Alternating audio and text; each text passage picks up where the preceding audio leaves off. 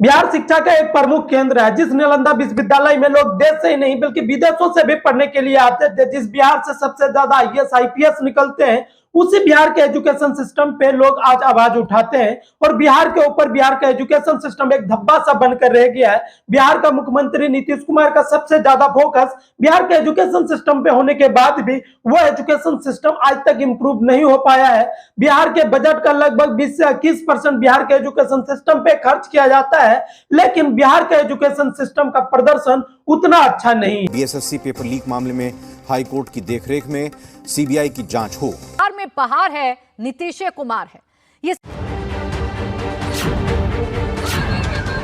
Bihar board की 10वीं की परीक्षा में सिर्फ 51% छात्र ही पास हुए हैं। साथ बिहार टॉपर्स घोटाले में पुलिस को बड़ी कामयाबी मिली है। बिहार, राजस्थान और अरुणाचल प्रदेश भारत के 3 ऐसे राज्य जो सबसे कम पढ़े लिखे वाले राज्य हैं। इनमें भी सबसे कम साक्षरता वाले राज्य बिहार है, जहां पे 62% लोग पढ़ना लिखना जानते हैं। बिहार के मुख्यमंत्री नीतीश कुमार का सबसे ज्यादा फोकस बिहार के एजुकेशन सिस्टम पे होने के बाद भी यहाँ 38% लोग निरक्षर हैं, यानी कि 38% लोग पढ़ना लिखना नहीं जानते हैं। बिहार के बजट का लगभग 20 से 21% बिहार के एजुकेशन सिस्टम पे खर्च किया जाता है। 2023 से 24 के बजट में लगभग 40,000 करोड़ बिहार के एजुकेशन सिस्टम पे आवंटित किया गया था। वहीं 22 से 23 के बजट में बिहार के एजुकेशन सिस्टम पे 39,000 करोड़ आवंटित किया गया था।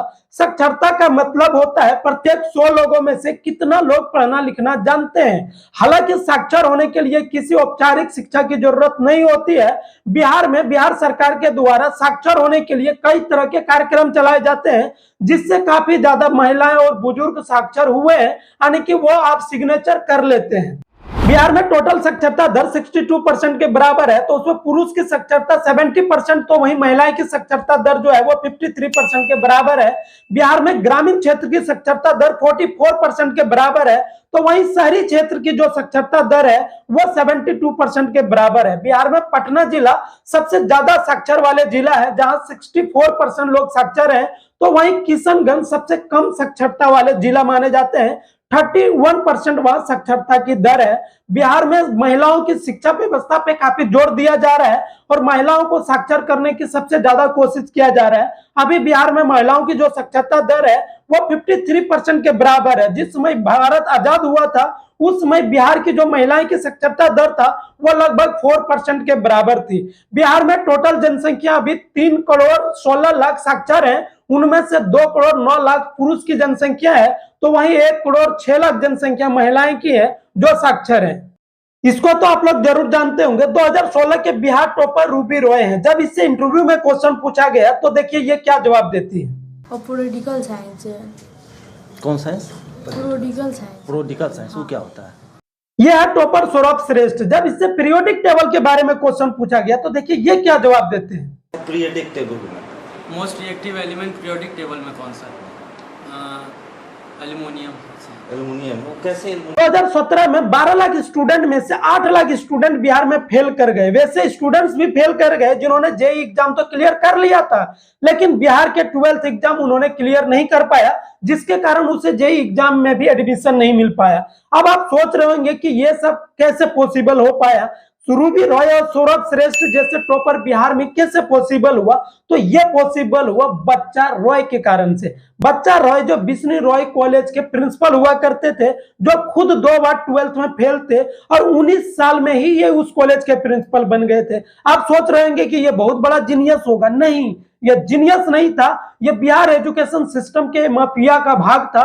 और उसी माफिया के भाग होने के कारण ये 2 बार 12th में फेल होने के बाद भी 19 साल में किसी कॉलेज के प्रिंसिपल बन गए और उसी तरह फर्जी वाला टॉपर बिहार को दे रहे थे।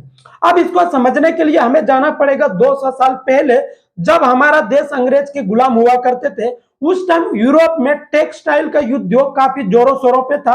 अगर अंग्रेज को उस टेक्सटाइल उद्योग से पैसा बनाना था और उससे लिंक था हमारा बिहार। बिहार में इंडिगो की खेती हुआ करता था और इंडिगो ऐसा पौधा है जो टेक्सटाइल को ब्लू कलर करने में काम आता है। अब अंग्रेज को वहां के किसानों को मजबूर किया गया इंडिगो का पौधा उगाने के लिए या इंडिगो का खेती करने के लिए, और इसके लिए वहां के जमींदारों को टैक्स वसूल करने का काम दे दिया गया।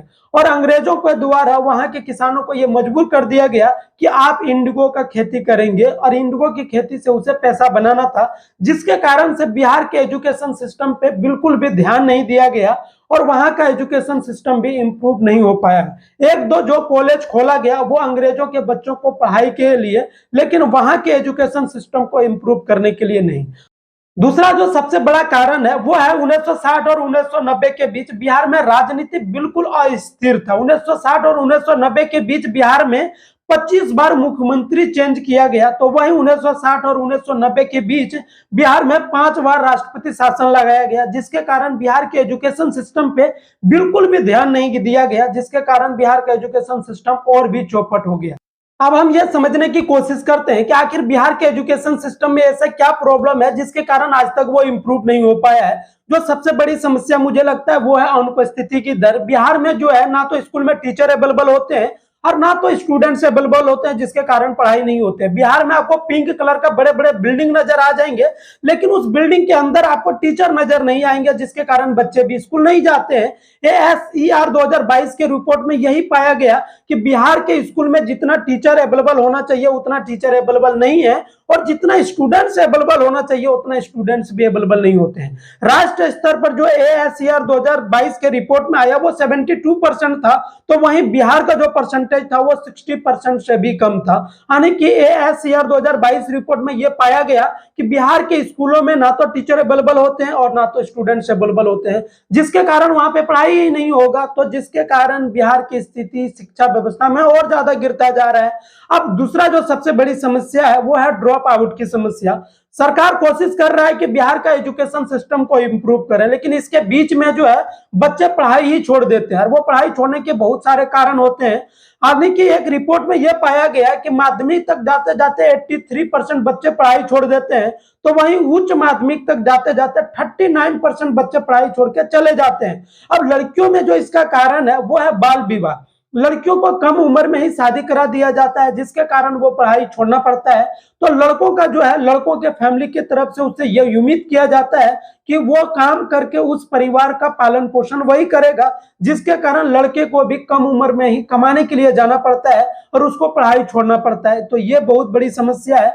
आप बोल सकते हो कि बिहार में गरीबी एक समस्या है, जिसके कारण ड्रॉप आउट की समस्या बढ़ते जा रहा है। जब तक सरकार गरीबी पे नियंत्रण नहीं करता है तो यह ड्रॉप आउट पे भी नियंत्रण नहीं हो पाएगा, क्योंकि गरीबी ही वो कारण है जिसके कारण लड़कों को पढ़ाई छोड़ना पड़ता है, और एक बाल विवाह एक कारण है जिसके कारण लड़कियों को पढ़ाई छोड़ना पड़ता है, जिसके कारण ड्रॉप आउट की संख्या भी डे बाय डे बढ़ते जा रहा है।